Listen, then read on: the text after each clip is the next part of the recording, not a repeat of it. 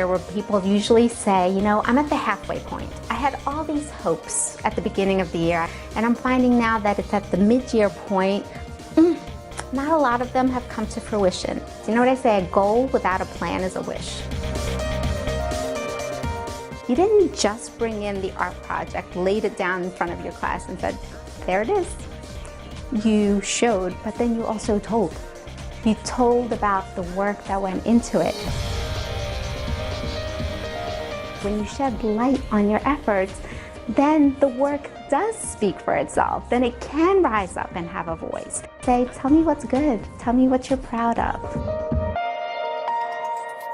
I have to say I'm so impressed with some of our clients who are coming in these days and saying, I've planned the perfect beach house and I've got reservations at the best restaurants, but I want more. I want more out of this week. I want to come back next week and feel like I've reconnected with my partner. I want to feel closer to my kids. I want to feel like I got some alone time. How's that job search going? You know, you said that you wanted more for yourself, and so now it's been a month. What have you done? There's learning to be had there, and that's important to look back and say, what didn't work and what did I learn from that? Then the wanting part is, what do I really truly want? Not what does my mom want for me? What do my kids want for me? What does society want for me? What do I really truly want? And maybe I don't really truly want to lose those 10 pounds.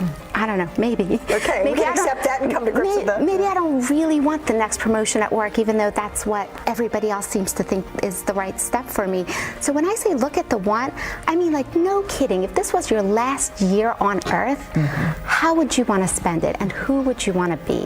What are the 10 things that actually need to happen before that goal is met? That's a plan.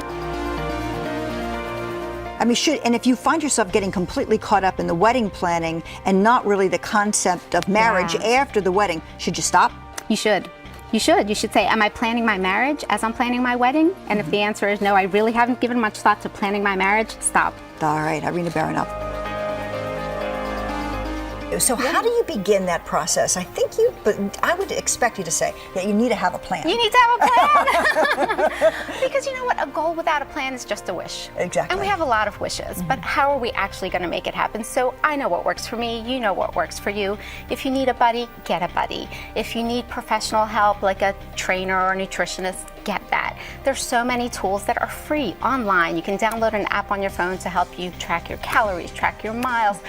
Get the help and support that you need and be accountable. If you're doing it all by yourself, the chances of success actually are less. So be accountable to somebody. You give yourself the immediate payoff of, I did something well.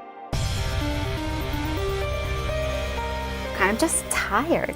Well, what kind of tired? Like, we can be tired that we didn't get enough sleep.